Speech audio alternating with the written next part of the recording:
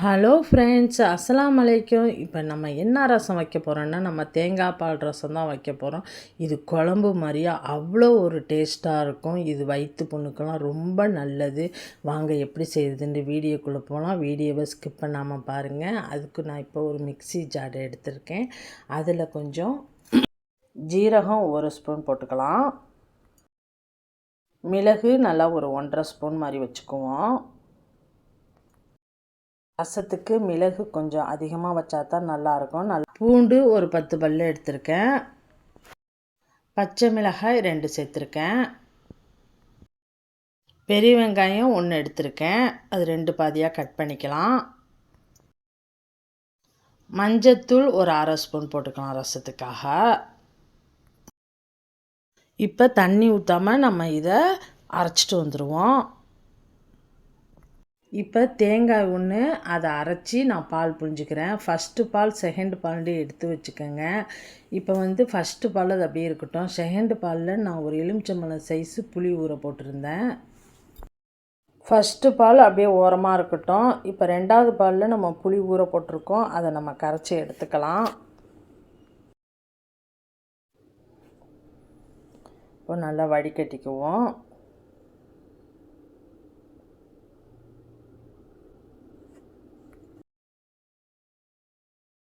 இப்போ அந்த புளி தண்ணியிலேயே ஒரு 2 தக்காளி பழத்தை போட்டு நல்லா பிணைஞ்சி விட்டுக்கோங்க.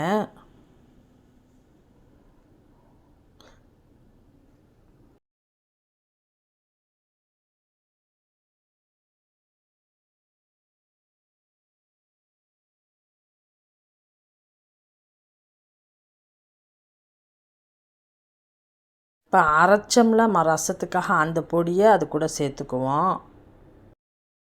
இப்போ கொஞ்சோண்டு தண்ணி சேர்த்துக்கலாம்.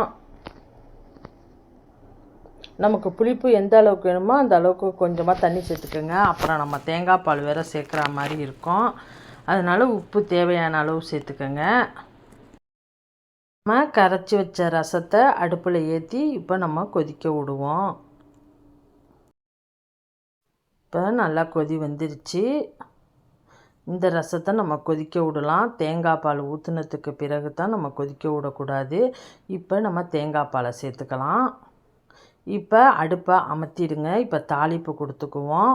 ஒரு 3 ஸ்பூன் எண்ணெய் விட்டுக்கலாம். சூடு வந்த பிறகு கடுகு 1 ஸ்பூன் சேர்த்துக்குவோம். பட்டை மிளகாய் 3 கிள்ளி போட்டுக்கலாம்.